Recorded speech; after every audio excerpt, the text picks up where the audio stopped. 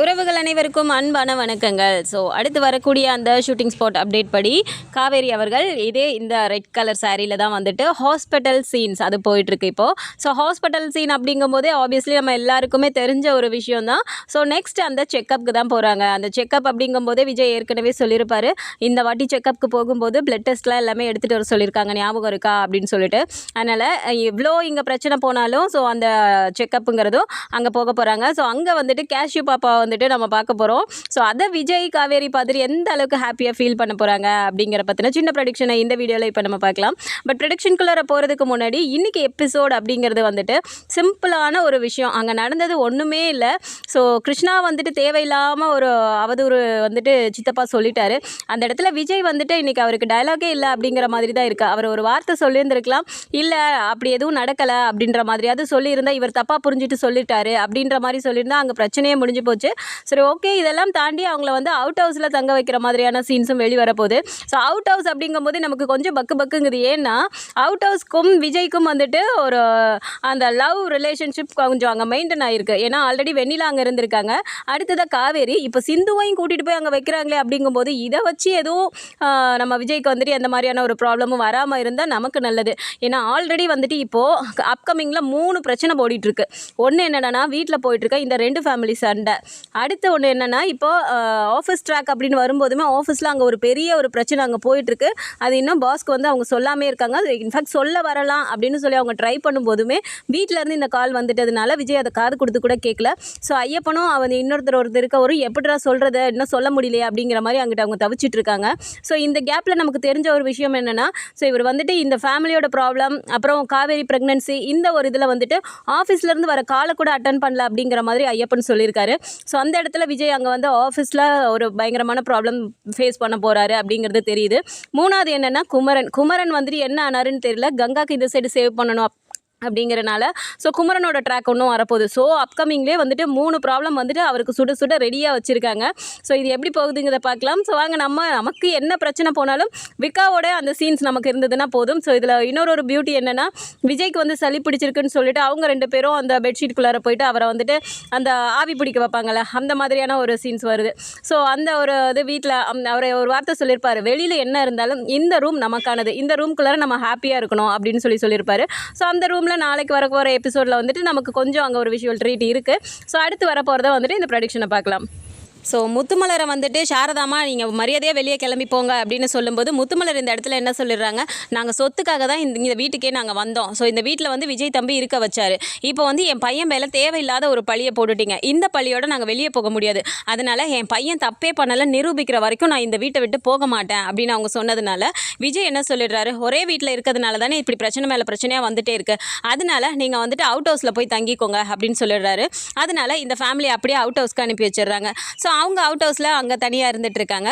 So இங்கே வீட்டில் வந்து பார்த்தா இவங்க காவேரி வந்துட்டு ஒரு மாதிரியே ஃபீல் பண்ணிவிட்டு உட்காந்துருக்காங்க. நர்மதா பார்க்கும்போது ஒரு சைடு கஷ்டமாக இருக்குது. ஸோ நர்மதாக்கு வந்துட்டு நீ இதை பற்றியெல்லாம் நினச்சிட்டு இருக்கக்கூடாது நர்மதா, உன் படிப்பை தான் கான்சென்ட்ரேட் பண்ணணும் அப்படின்னு சொல்லும்போதுமே அக்கா அது வந்துட்டு அப்படின்னு சொல்ல வரும்போதுமே அந்த இடத்துலையும் கங்கா வந்துட்டு நர்மதா என்ன சொல்ல வராங்க அப்படிங்கிறத கேட்க மாட்டேங்கிறாங்க.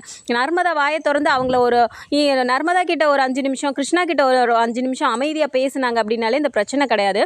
ஸோ நர்மதா சொல்ல வரும்போதுமே அவங்க சொல்ல விட மாட்டேங்கிறாங்க. பரவாயில்லடி, நீ பயந்துருக்கன்னு நல்லா தெரியுது, அதை பற்றிலாம் எதுவுமே பேச வேண்டாம், நீ விடிய சரியா, அதை பற்றியெல்லாம் நினைக்காம நீ உன் படிப்பை மட்டும் கான்சென்ட்ரேட் பண்ணு அப்படிங்கிற மாதிரி நர்மதாக்கு சமாதானம் சொல்லிடுறாங்க.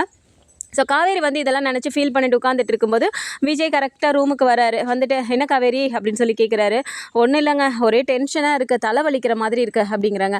தலை வலிக்குதா, நான் வேணால் தலைக்கு வந்து பிடிச்சி விடட்டுமா அப்படின்னு சொல்லி கேட்குறாரு. அதெல்லாம் ஒன்றும் வேணாங்க, ஏற்கனவே உங்களுக்கு பிரச்சனை மேலே பிரச்சனை என் சைட்லேருந்து வந்துகிட்டே இருக்குது, இதில் நீங்கள் வேற எனக்கு உட்காந்து தலையெல்லாம் பிடிச்சி விட்டுட்டு இருப்பீங்களா அப்படின்னு சொல்லி கேட்குறாங்க. இதில் என்ன இருக்குது காவேரி, நான் உங்ககிட்ட ஏற்கனவே சொல்லியிருக்கேன்ல, வெளியில் நமக்கு 1000 பிரச்சனை 1000 டென்ஷன் இருந்தாலும் இந்த ரூம் நமக்கானது, அதனால் நான் உனக்கு செய்கிறேன் உட்காரு அப்படின்னு சொல்லிட்டு அவர் தலையெல்லாம் பிடிச்சி விடுறாரு. எப்படி இருக்கு, எப்படி ஃபீல் பண்ணுற இப்போ அப்படின்னு சொல்லி விஜய் கேட்கும்போது அப்பாடா ரொம்ப ரிலாக்ஸ்டாக இருக்குங்க, ரொம்ப தேங்க்ஸ்ங்க அப்படிங்கிறாங்க. எதுக்கெல்லாம் தேங்க்ஸ் சொல்லணும் சாரி சொல்லணும்னு ஒரு இதே இல்லையா, இன்ஃபேக்ட் நம்ம 2 பேருக்குள்ளார இந்த சாரி சொல்கிறது தேங்க்ஸ் சொல்கிறது அதெல்லாம் வேண்டாமே அப்படின்னு சொல்லிட்டு விஜய் சொல்கிறாரு. அப்போ சரி ஓகே அப்படிங்கிறாங்க. சரி ஓகே இன்றைக்கி என்ன டேட்டு பார்த்தியா அப்படிங்கிறாங்க. ஏங்க என்னாச்சு எதுவும் முக்கியமான டேவா என்ன அப்படிங்கிறாங்க. நான் அதுக்கு சொல்லலை, அதானே முக்கியமானது தான், ஆனால் உனக்கு இந்த முக்கியமானதெல்லாம் தான் மைண்டில் இருக்காதே அப்படின்னு சொல்லிட்டு விஜய் சொல்கிறாரு. நான் அப்படி என்னத்தை மறந்துட்டேன் அப்படின்னு சொல்லி கேட்குறாங்க. நாளைக்கு செக்கப்புக்கு போகணும் ஞாபகம் இருக்கா அப்படின்னு சொல்லி கேட்குறாரு. அது எப்படிங்க எனக்கு ஞாபகம் இல்லாமல் இருக்கும், ஆல்ரெடி எல்லாமே எடுத்து வச்சிட்டேன் நான் அப்படிங்கிறாங்க. Very good. நாளைக்கு போகும்போது நம்ம பிளட் டெஸ்ட்லாம் எடுத்துகிட்டு வர சொல்லியிருக்காங்க, அதனால் மறக்காமல் அதெல்லாம் நம்ம எடுத்துகிட்டு போகணும். காலையில் சீக்கிரமாகவே கிளம்பிடலாம் சரியா, காலையில் சீக்கிரமாக சாப்பிட்டு கிளம்பிடு அப்படின்னு சொல்கிறாங்க. சரிங்க அப்படின்னு சொல்லிட்டு காலையில் பார்த்தா அதே மாதிரி அவங்க கிளம்பி கீழே வராங்க. கீழே வரும்போதுமே பார்த்தா தாத்தா பாட்டி சித்தி எல்லாருமே உட்காந்துட்டு இருக்காங்க. இறங்கி வரும்போதுமே தாத்தா கேட்குறாரு, என்னப்பா விஜய் கிளம்பிட்டீங்களா அப்படிங்கும்போது, ஆமாம் தாத்தா இன்றைக்கி செக்கப் இருக்குது, அதனால் ஹாஸ்பிட்டலுக்கு போகணும் அப்படின்னு சொல்லிட்டு விஜய் சொல்கிறாரு. ஸோ பாட்டி இருந்துட்டு என்ன சொல்கிறாங்க, விஜய் அப்படின்னா இன்றைக்கி ஸ்கேன் பண்ணுவாங்களா விஜய் அப்படின்னு சொல்லி கேட்குறாங்க. ஆமாம் பாட்டி இன்றைக்கி பண்ணுவாங்கன்னு தான் நினைக்கிறேன் அப்படின்னு சொல்லிட்டு, அப்படியே தானே காவேரி அப்படின்னு சொல்லும்போது, ஆமாங்க இன்றைக்கி ஸ்கேன் பார்ப்பாங்கல்ல, அனாமலை ஸ்கேன் பண்ணணும்னு சொல்லியிருக்காங்களே அப்படின்னு சொல்லிட்டு காவேரி சொல்கிறாங்க. இந்த இடத்துல உடனே பாட்டி என்ன சொல்கிறாங்க, விஜய் நானும் உங்கள் கூட வரேனே அப்படிங்கிறாங்க. என்னாச்சு பாட்டி, ஏன் உங்களுக்கு ஏதாவது உடம்பு முடியலையா அப்படிங்கிறாங்க. ஐயோ விஜய் நான் அதுக்கு சொல்லலை, நான் நல்லா தாண்டே இருக்கேன், நான் வந்துட்டு குழந்தைய பார்க்கணுன்னு எனக்கு ஆசையாக இருக்குது, என்னையும் கூட்டு போறியா அப்படின்னு சொல்லி கேட்குறாங்க. அதுக்கு என்ன பாட்டி வாங்க தாராளமாக போகலாம் அப்படின்னு சொல்லிட்டு விஜய் சொல்கிறாரு. கூடவே சித்தியும் இருந்துட்டு நானும் வரேனே விஜய் அப்படிங்கிறாங்க. சரி வாங்க கிளம்பி வாங்க போகலாம் அப்படின்னு சொன்ன உடனே, நாங்கள் கிளம்பி தாண்டா இருக்கோம், ஏற்கனவே நாங்கள்லாம் ஹாஸ்பிட்டல் போகிறீங்கன்னு தெரிஞ்ச உடனே கிளம்பிட்டோம் அப்படிங்கிறாங்க. ஓகே பயங்கர ப்ரிப்பரேஷனோட தான் இருப்பீங்க போல இருக்கே அப்படிங்கும்போது பாட்டி என்ன சொல்கிறாங்க, பின்ன என்ன விஜய் என் பேரனை பார்க்க போகிறேன், எனக்கு அந்த சந்தோஷம் இருக்காதா அப்படிங்கிறாங்க. உடனே காவேரி இருந்துட்டு, ஓ பேரனே நீங்கள் முடிவு பண்ணிட்டீங்களா அப்படின்னு சொல்லி காவேரி வந்து என்ன பையன் வேணும்னு சொல்லிட்டு இருக்கிறதுனால இந்த சைடு பாட்டி நமக்கு சப்போர்ட் பண்ணுறாங்கன்னு நினச்சிட்டு சொல்கிறாங்க. உடனே விஜய் இருந்துட்டு, ஓய் என்ன எனக்கு பொண்ணு தான் வருவா அப்படின்னு சொல்கிறாங்க. உடனே தாத்தா இருந்துட்டு, இதில் என்னப்பா இருக்குது விஜய், பொண்ணோ பையனோ எங்களுக்கு ஆரோக்கியமாக பெற்று கொடுத்துட்டிங்கனாலே போதும், நாங்கள் உயிரை கையில் பிடிச்சிட்டு இருக்கதே அந்த குழந்தைய பார்க்குறது தானேப்பா, நாங்கள் அந்த குழந்தை கூட ஃப்ரீயாக விளையாடிட்டு நாங்கள் பாட்டுக்கு ஜாலியாக இருக்க போகிறோம் அப்படின்னு சொல்லும்போது எல்லாரும் அங்கே சிரிச்சிட்டு இருக்காங்க. சரிண்ணே இங்கேருந்து ஹாஸ்பிட்டலுக்கு கிளம்பி அங்கே போயிடுறாங்க. போனதுக்கப்புறம் அந்த பிளட் டெஸ்ட்லாம் எடுத்துகிட்டு அடுத்ததாக காவேரியை தான் ஸ்கேன் ரூமுக்கு கூப்பிடுறாங்க. ஃபஸ்ட்டு காவேரி உள்ளே போயிடுறாங்க. ஸோ வெளியில் இவங்கெல்லாம் இருக்கும்போது சித்திக்கிட்ட பாட்டி கேட்டுகிட்டே இருக்காங்க, என்னடி நம்மளை கூப்பிடவே மாட்டேங்கிறாங்க, நம்மளை எப்படி கூப்பிடுவாங்க, காவேரி மட்டும் உள்ளே கூட்டிகிட்டு போயிட்டாங்க அப்படின்னு சொல்லும்போது இப்போ விஜய் கிட்ட கேட்குறாங்க, என்னடா விஜய் நம்மளை உள்ளே கூப்பிடவே இல்லை, நீ வராட்டியும் பரவாயில்ல எங்களையாவது உள்ளே விட சொல்லுடா அப்படிங்கிறாங்க. என்ன சித்தி கடைசியில் என்ன கலட்டி விட்டுட்டீங்க, நானும் தான் வருவேன் அப்படின்னு சொல்லி விஜய் சொல்கிறாரு. சரி கரெக்டாக நர்ஸ் வெளியே வரும்போது இப்போ விஜய் போய் கேட்குறாரு, நாங்கள் உள்ளே போகலாமா அப்படின்னு சொல்கிறாங்க. சார் ஸ்கேன் பார்த்துட்டு இருக்காங்க சார், கொஞ்சம் நேரம் வெயிட் பண்ணுறீங்களா அப்படின்னு சொல்கிறாங்க. உடனே காவேரி உள்ளே இருந்துட்டு அந்த ஸ்கேனெல்லாம் பார்க்குறாங்க. அப்போது டாக்டர் என்ன சொல்கிறாங்க, அங்கே பாருங்கள் காவேரி கேஷ்யூ பேபி வந்து என்ன அளவுக்கு க்ரோத் ஆகிருக்காங்கன்னு உங்களுக்கு தெரியுதா அப்படின்னு சொல்லி கேட்குறாங்க. ஸோ அதை பார்க்கும்போது காவேரிக்கு ரொம்பவும் சிரிப்பாக வருது. பார்த்துட்டு அவங்க என்ன சொல்கிறாங்க, டாக்டர் என் ஹஸ்பண்ட் வெளியே தான் இருக்காரு, அவரை கொஞ்சம் கூப்பிடுறீங்களா, அவர் பார்த்தா ரொம்ப சந்தோஷப்படுவார் அப்படின்னு சொல்லும்போது, ஓகே விஜய் வெளியே தான் வெயிட் பண்ணிட்டு இருக்காரா அப்படின்னு சொல்லும்போது, ஆமாம் கூடவே பாட்டியும் சித்தியும் வந்திருக்காங்க அப்படிங்கும்போது, எல்லாரையும் உள்ளார அலோவ் பண்ண முடியாதேம்மா அப்படிங்கிறாங்க. ப்ளீஸ் டாக்டர் அவங்க பார்க்கணுன்னு ரொம்ப ஆசைப்படுறாங்க அப்படிங்கிறாங்க. சரி ஓகே நான் வர சொல்கிறேன் அப்படின்னு சொல்லிட்டு நர்ஸ் கிட்ட சொன்னோன்னே இப்போ வெளியே போயிட்டு அவங்க சொல்கிறாங்க. உடனே 3 பேரும் வரும்போது பாட்டி தான் டக்குன்னு உள்ளே ஃபஸ்ட்டு வந்துடுறாங்க. வந்துட்டு வேகமாக அவங்க வந்துட்டு எங்கே என் பேரன் காட்டுங்க அப்படிங்கிறாங்க. உடனே டாக்டர் இருந்துட்டு, ஏன் இவ்வளோ அவசரப்படுறீங்க அப்படிங்கிறாங்க. இல்லைம்மா இந்த ஒரு வாரிசு தான் வந்துட்டு எங்கள் மொத்த குடும்பத்துக்குமே வந்து சந்தோஷம் அப்படிங்கிறாங்க. எல்லா குடும்பத்துக்கும் அப்படி தான், அந்த குழந்தைக்கு வீட்டுக்கு வரப்போகிற அந்த வாரிசு தான் வந்துட்டு மொத்த குடும்பத்தையும் சந்தோஷமாகவே ஆக்குதில்ல அப்படின்னு சொல்லி டாக்டர் சொல்கிறாங்க. ஸோ எங்கே காட்டுங்க அப்படின்னு சொல்கிறாங்க. இதோ அங்கே பாருங்கள் தெரியுதா, அதுதான் தலை, இது கை, இது கால் அப்படின்னு சொல்லி காட்டிகிட்டு இருக்காங்க.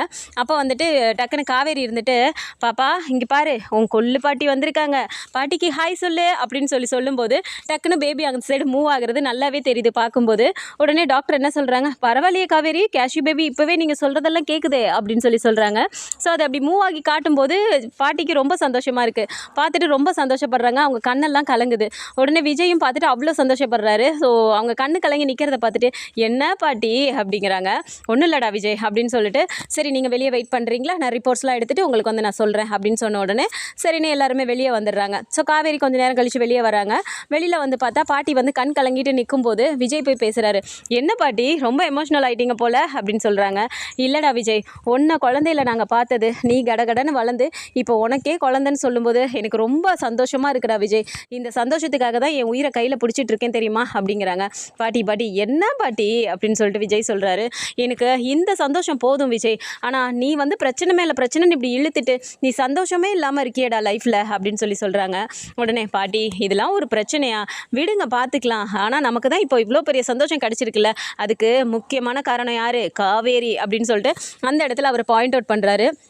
உடனே சித்தி இருந்துட்டு அதெல்லாம் எங்களுக்கு புரியுது, காவேரி மூலமாக தான் குழந்தை வருதுன்னு எங்களுக்கு தெரியாதா? நீ சும்மா சும்மா உன் பொண்டாட்டியை சொல்லி காட்டணுமா அப்படின்னு சொல்கிறாங்க.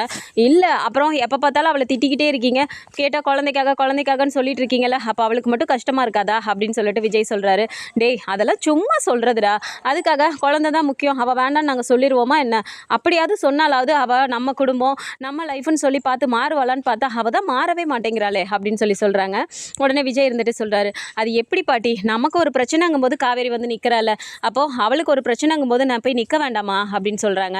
உடனே பாட்டி என்ன சொல்கிறாங்க, டேய் உன்னை போய் நான் நிற்க வேணான்லாம் சொல்லலை, பிரச்சனைன்னு ஒன்று இருந்துச்சுன்னா அந்த இடத்துல போய் நில்லு, ஆனால் பிரச்சனையே மொத்தமாக அவங்க வாழ்க்கையாக வச்சுட்டு இருக்காங்களேடா, அதுதாண்டா எனக்கு கஷ்டமாக இருக்குது. இதோ பாரு, இப்போ கூட வீட்டில் நம்ம கிளம்பி வந்துட்டோம், அங்கே வீட்டில் ஏதாவது பிரச்சனை பண்ணிட்டு இருப்பாங்களான்னு கூட தெரியல அப்படின்னு சொல்கிறாங்க. விடுங்க பாட்டி, அதான் அவங்கள அவுட் ஹவுஸ்க்கு அனுப்பிட்டேன்ல, அதெல்லாம் ஒரு பிரச்சனையும் வராது அப்படின்னு சொல்லி பேசிகிட்டு இருக்கும்போதே காவேரி வெளியே வந்துடுறாங்க. ஸோ கொஞ்ச நேரத்திலே வந்துட்டு ரிப்போர்ட்ஸ்லாம் வந்துருச்சுன்னு சொல்லிட்டு கூப்பிடவும் இவங்க 4 பேருமே உள்ளே போகிறாங்க. உள்ளே போய் பார்க்கும்போது அவங்க எல்லாத்தையும் எடுத்து காட்டிட்டு, என்ன சந்தோஷமாக பார்த்தது அப்படின்னு சொல்லி டாக்டர் கேட்குறாங்க. ரொம்ப ரொம்ப சந்தோஷம் டாக்டர், பாப்பா நல்லா இருக்குல்ல அப்படின்னு சொல்லி கேட்குறாரு விஜய். அதெல்லாம் ஒரு சந்தேகமும் இல்லை, உங்களுக்கு ரொம்ப ஆரோக்கியமாக இருக்குது, காவேரி சொல்லும்போதே அவள் இப்போவே ஆக்டிவாக இருக்காளே, உங்களுக்கு தெரியலையா அப்படின்னு சொல்லிட்டு டாக்டரும் சொல்கிறாங்க. உடனே சிரிச்சுட்டு அடுத்த செக்கப் எப்போ அப்படின்னு கேட்குறாங்க. ஸோ அவங்க அந்த டேட்டும் சொல்லிடுறாங்க.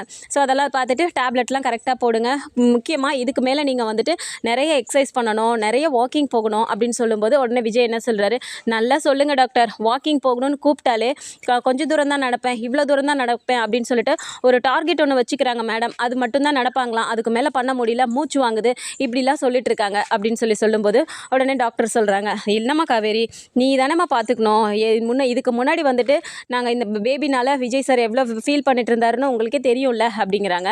உடனே அதெல்லாம் புரியுது டாக்டர், நான் போயிடுவேன், அதெல்லாம் நான் பார்த்துப்பேன், சும்மா அவரை நான் டீஸ் பண்ணிட்டு இருப்பேன், அப்படி ஏதாவது பண்ணால் அவர் எனக்காக ரொம்ப அக்கறை எடுத்துகிட்டு ஒரு மாதிரி ஒரு ரியாக்ட் பண்ணிவிட்டு என்கிட்ட சின்ன சின்ன சேட்டையெல்லாம் பண்ணுவாரா, அதெல்லாம் பார்க்குறதுக்கே ரொம்ப க்யூட்டாக இருக்கும், அதுக்காக தான் நான் பண்ணுவேனே தவிர மற்றபடி நான் பார்த்துப்பேன் அப்படின்னு சொல்கிறாங்க.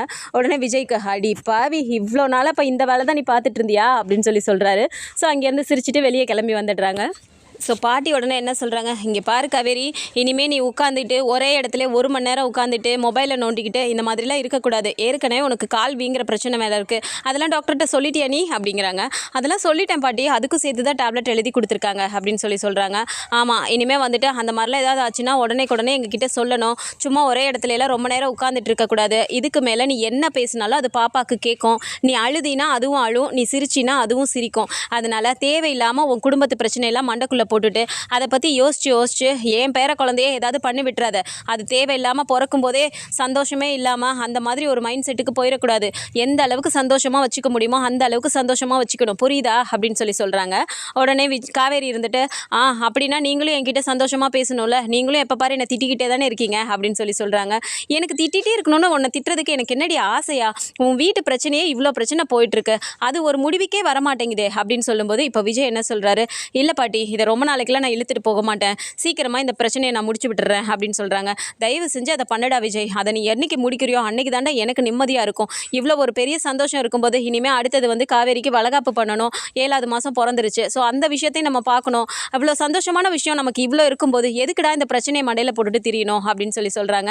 சரி பாட்டி, எனக்கு புரியுது, இனிமேல் நான் பார்த்துக்கிறேன் அப்படின்னு சொல்லிட்டு, ஸோ இனிமேல் வரப்போகிற அப்கமிங் ட்ராக் அப்படிங்கிறது ஸோ கொஞ்சம் பிரச்சனைகளோட தான் போகுது, அந்த சைடு வந்துட்டு நமக்கு எப்போ பார்த்தாலும் நம்மளை வந்துட்டு ஒரு டென்ஷன்லேயே வச்சுட்டு இருந்தாலும் அப்பப்போ நமக்கு இப்போ இப்படி கிடைக்கிற விக்காவோட சீன்ஸ் இருக்கிறதுனால அப்படியே போயிட்டுருக்குன்னு சொல்லலாம், நம்மளும் கொஞ்சம் ஆறுதல் படுத்திக்கலாம். ஸோ எப்படி போகுதுங்கிறத பொறுத்திருந்து பார்க்கலாம். இதை பற்றி நம்ம ஒரு அப்டேட்ஸ் தெரிஞ்சுக்கிறதுக்கு நம்மளோட சேனலையும் சப்ஸ்கிரைப் பண்ணிக்கோங்க. வீடியோ பிடிச்சிருக்கு அப்படின்னா சின்னதாக லைக்கை மட்டும் கொடுத்துருங்க. தேங்க்ஸ் ஃபார் வாட்சிங்.